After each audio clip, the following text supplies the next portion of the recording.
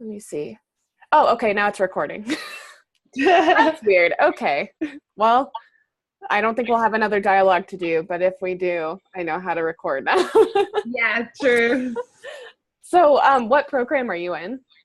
I'm in the information learning technology / e-learning program. Oh, cool. Okay. So, are you currently a teacher right now? No, not exactly. Right now, I'm a reader for the end of the school year test. So Oh, cool. Okay. So, what are you planning to do with your degree once you're done with it? yeah, actually, I do want to be an instructional designer. So that's my goal. And Cool. I think the best way, I don't want to do a teacher. I don't want to go to school anymore to Yeah, do yeah. education. Um, but I do think that having some kind of teaching experience would be easier to transition into that field. So, Yeah, definitely.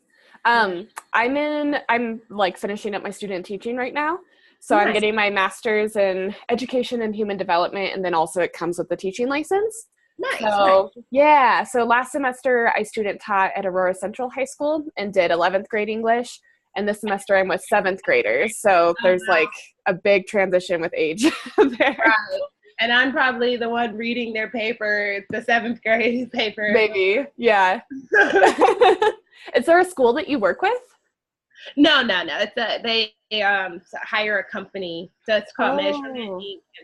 And the school system send them to the company to have them scored. Oh, cool. Okay. Yeah, so maybe there's a chance. Yeah. Yeah. No, we don't have Colorado though, so that would have Oh, been pretty interesting. yeah. They said Hawaii. I think Oh, I cool. Do you yeah. live in Colorado? I used to. I'm in Okay. North Carolina right now. Oh, wow. Okay. Well, thanks for meeting like on a Colorado schedule. I No always worries. forget because I know it's an online class, but all of us are like so spread out across the country. So Oh yeah, true. Where are you located? I'm in Colorado. Yeah. Oh, So yeah, so I'm teaching right now in Aurora. But some of my classes are on campus at CU Denver's campus, which is pretty nice. So oh, I like it nice. there. Yeah. Yeah. Excellent. So for our dialogue, I wrote down like all the questions we're supposed to address.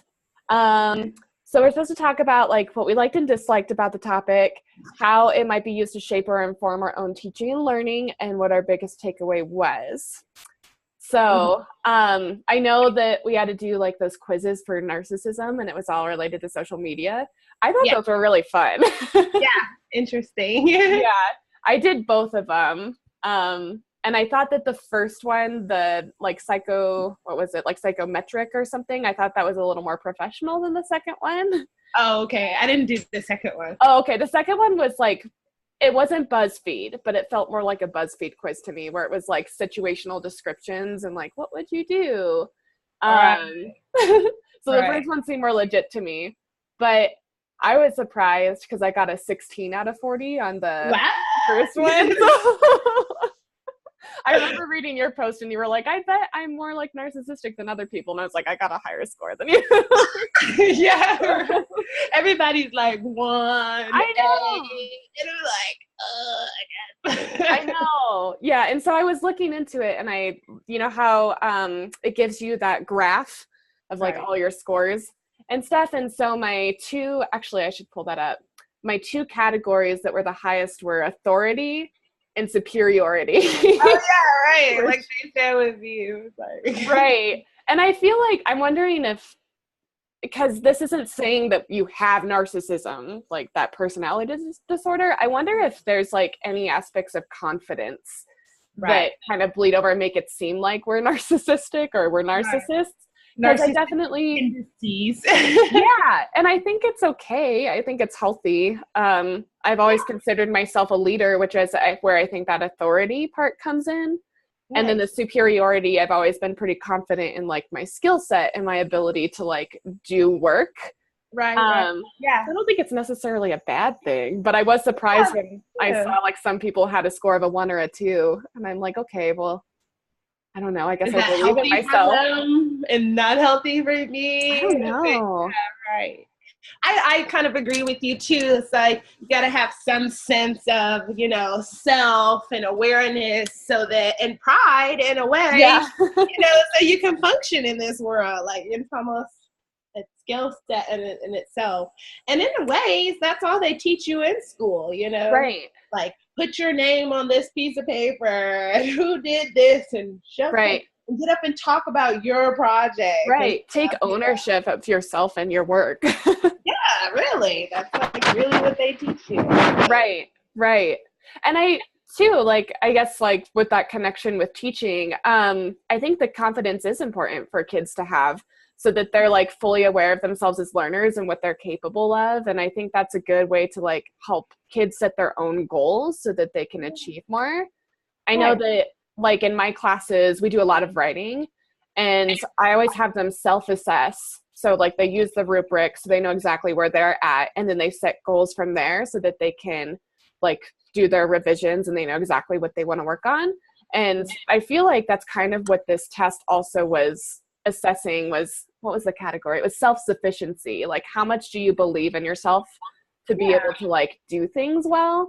And I think in that regard, if that's narcissism, like that's something we should be teaching in school. Right. That's pretty much what we're encouraging. Right.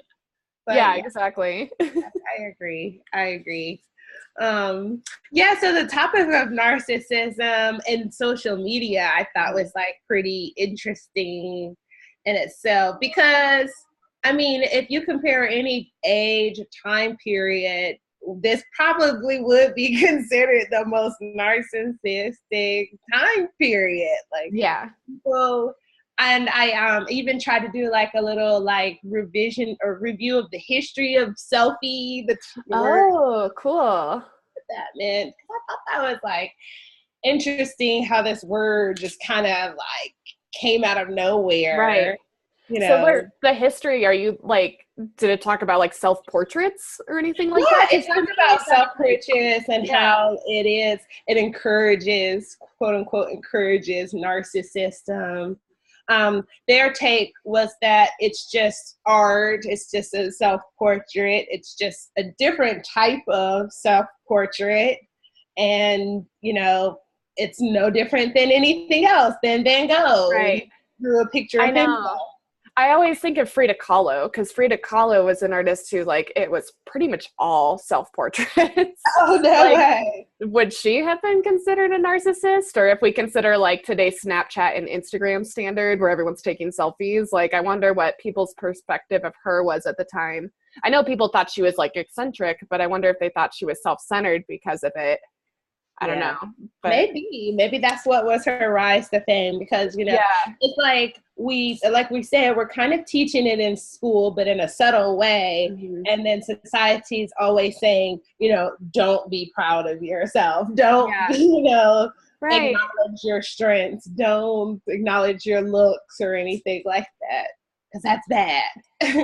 Right, and I don't think it necessarily is. Yeah, but like secretly teaching kids that to think this way, and it's kind of ironic. But I will say, like being out and about, like I'll go to parties and events and seeing it's definitely the younger crowd. I can always tell who is under 30. If they're like pulling out their phones to do the Snapchat, like, oh, I'm having so much fun with my friends, and I'm always just looking like, I don't care what you're doing with your friends right now. Yeah. I thought it was funny because I do see it with my students a lot. We do breakfast in the classroom before first period. So every kid, like it's kind of free time for them, but literally every kid is on their phone. And I would say probably at least 2/3 of them are on Snapchat, whether they're like taking photos or videos of what they're doing, or they're like watching other people's videos of what they're doing. And so I definitely see like there's an association with younger generations to do it. But I wonder if that's just because this is the technology they're being raised with. Yeah. Where it's like, if I were a kid at this time, I would be probably doing the same thing. I know there was an article that was provided to us that was talking about how like older generations tend to be less narcissistic. Yeah. And I think like maybe part of that is maturity. But also I wonder if like like, I know my parents don't know how to use Snapchat. So I don't either. yeah, I think maybe that's it too, is like there's different technologies that are available that maybe also fuel narcissism or make people seem more narcissistic than they actually are, just because older generations aren't using it. Yeah, true. Yeah. I mean, yeah, definitely generational. It's a little generational in which you're exposed to at a particular time. Because, like you said, I'm 32, so I don't know how old you are, but I'm 28. if I was in high school, early college when Snapchat came out, I probably would do that a lot because it's just what is expected of me, as my peers. But since I didn't, and then watching other people, it's kind of like, well, I don't really care to, Yeah. But I will say, I hate how the 20-something-year-olds, they're always like, they decided that 30 is old. Yeah. Like, what? Yeah. Our To be fair, though, I remember when I was younger and I used to think, like, I'm going to be married and have kids by like 22 because that's what a real adult is. And now I'm like 28 and I'm like, no, that is like, no, that's not real adulthood. I mean, you are an adult at 22, but it's just funny how I feel like as we get older, our perspective of what adulthood is shifts. Yeah, definitely. I have students like always asking me because they forget how old I am. And some of them are like, we thought you were 35. And the other day we thought you looked like you were 15. And I'm like, why would I be 15 and teaching here? So it's like, thank you. But that's still kind of weird. 35, they're pretty much looking at you like, where's your cane at? Right, exactly. A senior citizen home. You're like, what? I know, that's true. That's true. It's like, but maybe that's back to that whole narcissism. They're like, oh, we're young, right? And our generation is the best, and anybody 5 years older than me is old. Yeah. It's funny, and I ask them too a lot because I'm reminded of those social media articles we read about Facebook and Twitter. And some of them keep telling me, like, Facebook is for old people. And I'm like, but some of them use it. I guess they just might be using it in different ways. And I think the articles we read highlighted that really well. Is like some people use it more for like posting photos or like chatting with friends. Whereas like I just hop on periodically and skim like what people post, or like occasionally I'll post a photo, but I'm much less active on that than I think probably my students are who use it. Yeah, true. Yeah, it is kind of, as far as social media, they do have their own, which is pretty obvious, their own culture. And like, and as Facebook is getting older, the culture of Facebook itself is changing. Yeah. So it's like interesting. It's no longer like because now there's so many employers and parents and, all your relatives on there. Right. You can't just be like carefree. Oh, I'm living life, you right. It's more like, it's more like social news. Like that's how I to get on Facebook. Like, that's a good point. What are people talking about? Right. Just had a baby. Let me like it. you know, kind of stuff. And Facebook is definitely like my family friendly social media account because I do have like family on there. And then I also like, I don't have my last name at all on there because like I don't want employers or like my students to find me, but still like I'm very conscientious of the things that I post, which makes me feel like maybe that is a little bit of narcissism, like where I'm creating this specific Facebook persona and like how I want people to see me.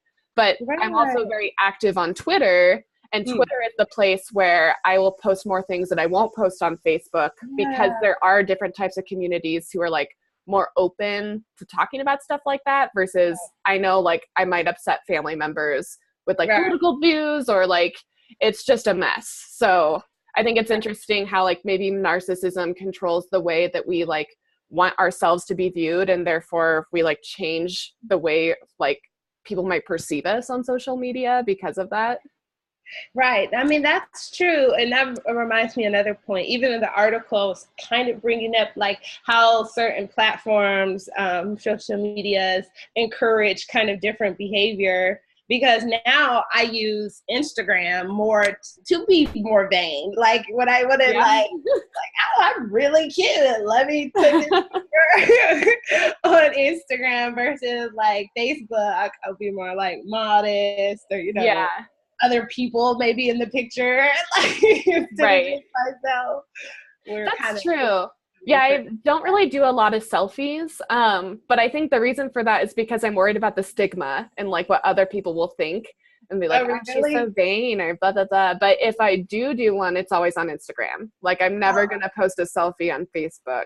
Right. Even though other people do. But I'm like, I don't know. There's something weird about that. Right. Unless like you haven't posted any pictures in a while and you're like, okay, so people can see me.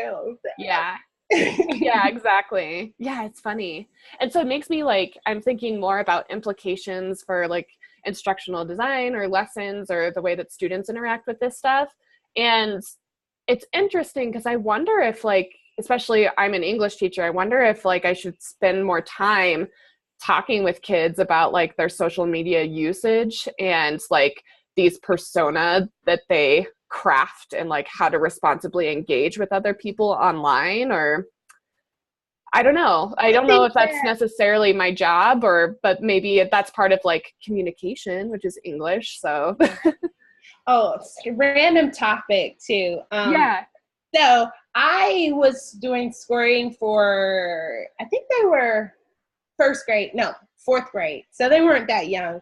And they were English as a second language. So the test was how well they could pretty much communicate their thoughts.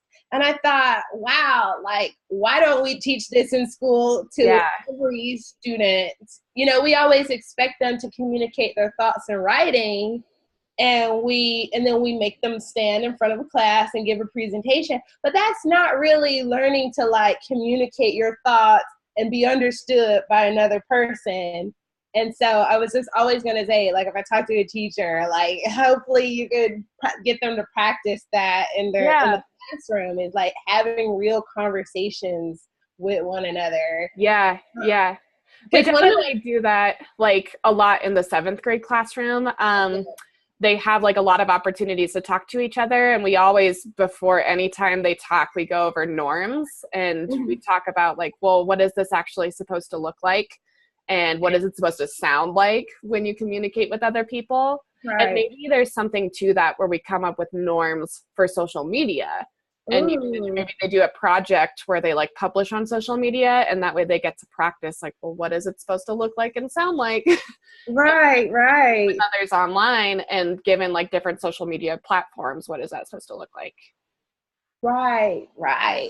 That sounds like a great project. It made me think maybe another project could be, the challenge could be for the kids to create the most narcissistic page profile that they can. Right? It probably will end up looking like their everyday profile. I was just thinking it'll probably end up looking like Donald Trump's Twitter feed. Right. And then their challenge would be to create the most non-narcissistic, empathetic, you know, like, and just like, you know, kind of see the difference. And have to be more digital, increase their digital citizenship. Ending. Like, you know what? I don't always have to post my picture of me eating. Maybe I can post person I helped eat, you know, or something. Right. I also think too, because I'm going to be teaching some classes this summer to students who are applying for college. And so it's like a college application type of class with scholarship essays and resumes. And so we're going to be focusing a lot on personal brand and really like figuring out what their strengths are and how they can communicate those effectively. And when I've worked with students on this before, I've found out that lots of them are really uncomfortable like talking about their strengths and acknowledging those things. And I almost feel like maybe we need to get kids to be a little bit more narcissistic when it comes to their own personal strengths as like academics. Yeah, true. Because they have a lot of strengths, and like a lot of kids are just uncomfortable acknowledging that. And I wonder if they'd be more successful learners and communicators, and also it'd probably help them professionally if they're able to talk about their strengths.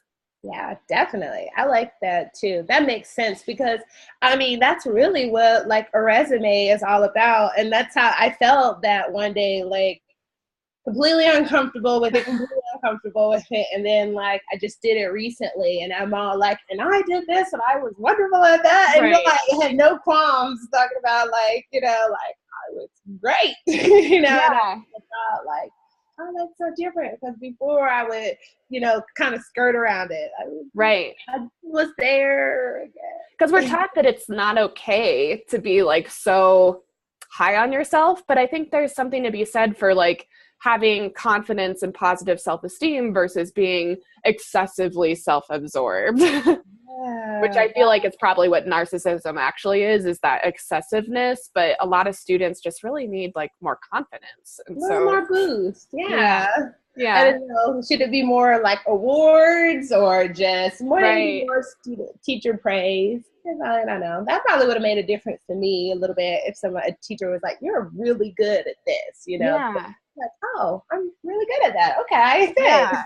Or maybe even like giving kids time to like figure out what their strengths are too. Like, so maybe at the end of each like unit, or maybe there's like different lessons periodically. We say like, okay, what did you do really well? And what can you do more of in the future? What do you need to work on? So that they get both like the strengths and the weaknesses part. Because I feel like it's so easy to focus on, okay, what do you need to improve? Yeah. But if we're only focusing on that, then students aren't realizing that they are good at some things and they need to continue like working on that stuff. Yeah, so that they like continue those good practices. Gotta get a little bit more balance out there. Yeah. That's awesome. So I think our last question is what our biggest takeaways are from learning about social media and narcissism. Do you have like a big takeaway? Well, I think for instructional design, I don't know necessarily how important it may or may not be, because in that sense, it's not so much focusing on like students and what they think. Really, it's more about how to educate the students. So then my narcissism, I guess. Yeah, there you go. Teacher kind of can come in, and I can be a little aware that there, I've talked it out. That's my takeaway. That, you know, that being a teacher, being an instructional designer of teaching, you shouldn't be narcissistic and need to be a little bit more aware of how to not like give people lessons, but make it more community based, more you know, equal. Yeah, definitely. I think my biggest takeaway is, especially after doing those quizzes, I realized having some narcissistic tendencies isn't bad. It's not always a bad thing. And it's actually pretty important, I think, to like be self-aware and to have some confidence in yourself and your abilities as just a human or a student or a professional.